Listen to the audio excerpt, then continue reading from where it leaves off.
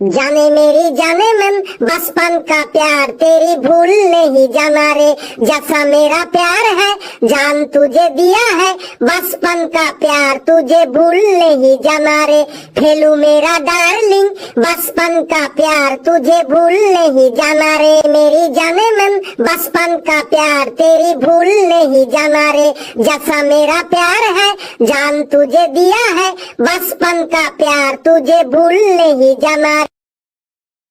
Good morning sir. Good morning sir. Good morning কি bad morning সেটা একটু পরেই বুঝতে পারবি।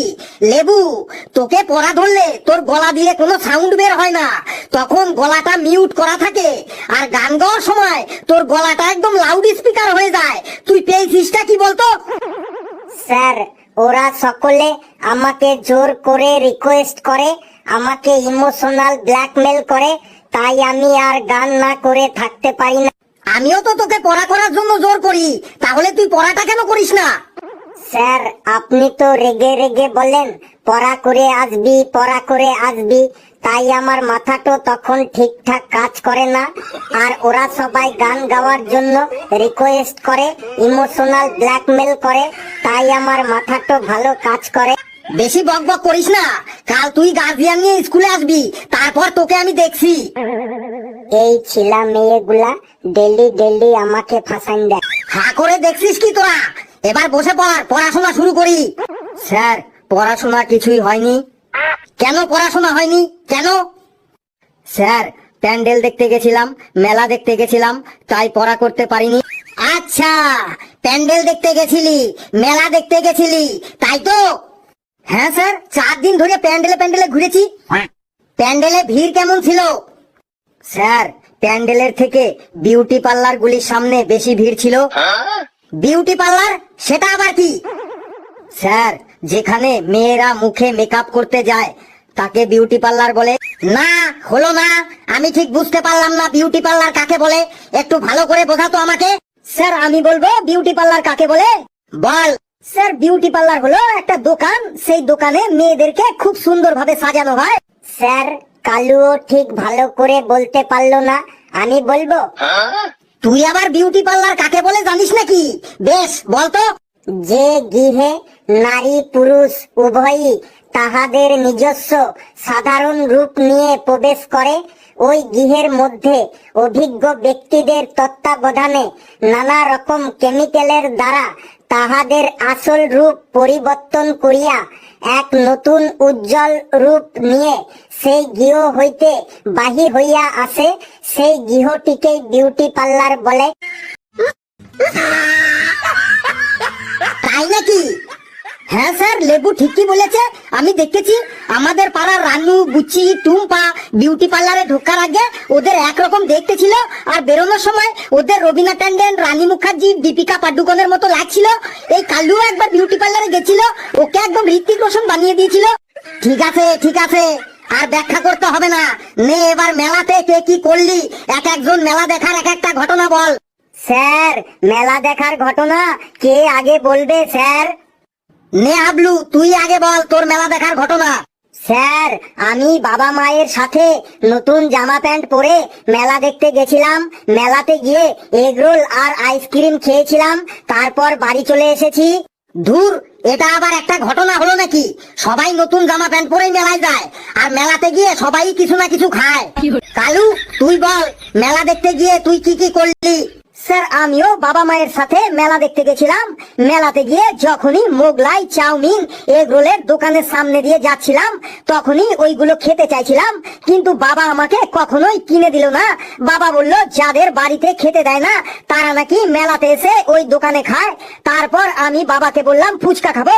বাবা বলল ওই লোকটা কান চুলকে, পিঠ চুলকে, মাথা চুলকে, আবার ওই হাত দিয়েই ফুচকা দিচ্ছে, খেতে হবে না, ফুচকা খেলে শরীর খারাপ করবে।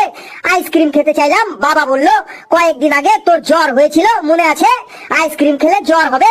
নাগরদোল্লায় উঠতে চাইলাম, বাবা বলল কিছুদিন আগে পাশের গ্রামের মেলাতে নাগরদোলাটা নাকি খুলে পড়ে গেছিল, সেটাতেও উঠতে দিল না।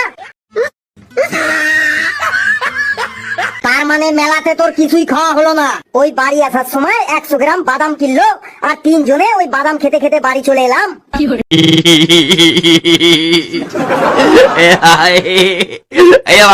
বেশ, তুই বস।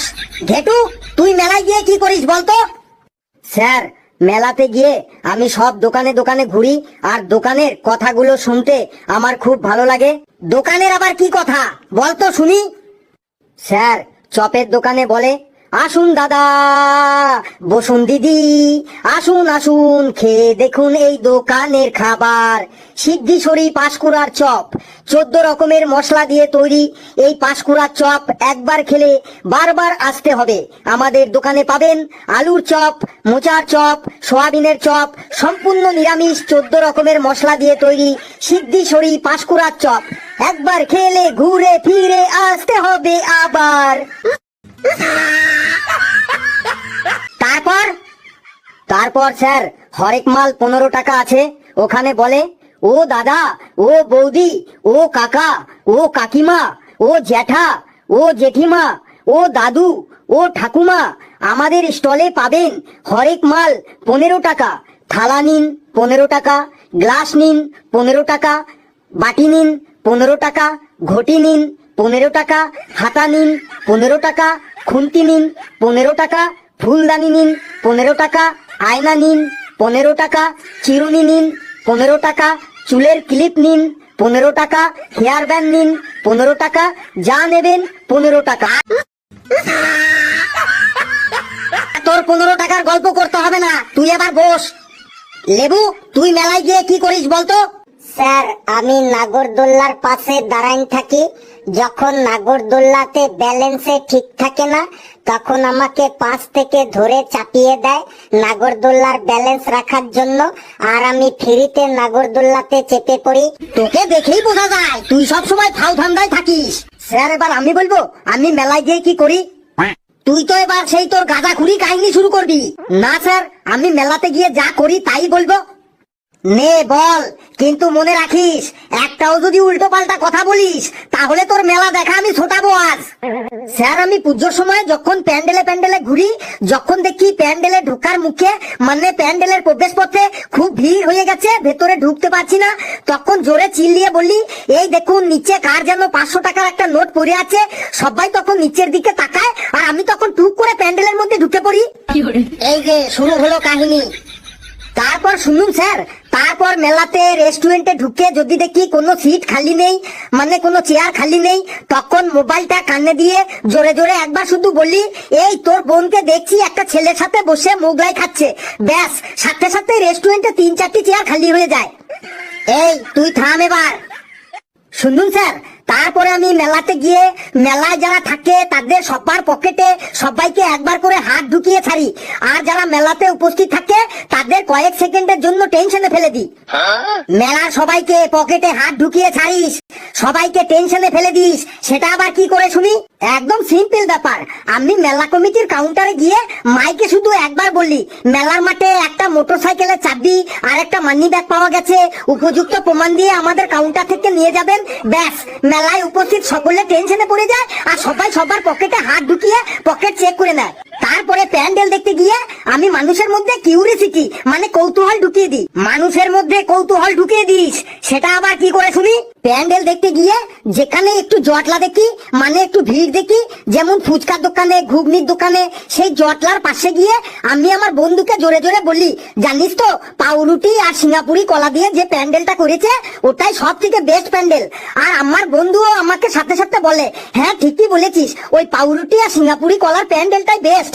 আর সাথে সাথেই ওই জটলা করা লোকগুলোর মধ্যে কিউরিসিটি, মানে কৌতূহল তৈরি হয়ে যায়। তারা তখন নিজেদের মধ্যে আলোচনা শুরু করে দেয়, কই এত প্যান্ডেল দেখলাম কিন্তু পাউরুটি সিঙ্গাপুরি কলার প্যান্ডেল তো দেখলাম না। কিন্তু স্যার, আদেও পাউরুটি আর সিঙ্গাপুরি কলার কোনো প্যান্ডেলই হয়নি। মানুষের মধ্যে কিউরিসিটি বাড়িয়ে দারুণ মজা পাই। এই তুই থাম এবার, না হলে তোর কথা শুনে আমিও এখন হেসে ফেলবো। কিন্তু সবাই চুপচাপ বস, আমি যাই। বাপরে বাপ, কি বিচ্ছু ছেলে রে মাইরি। বন্ধুরা, ভিডিওটি কেমন লাগলো আপনারা কমেন্টসে জানাবেন, আর ভিডিওটি লাইক করবেন, যত পারেন শেয়ার করবেন, আর চ্যানেলটিকে সাবস্ক্রাইব করে আমাদের সাথে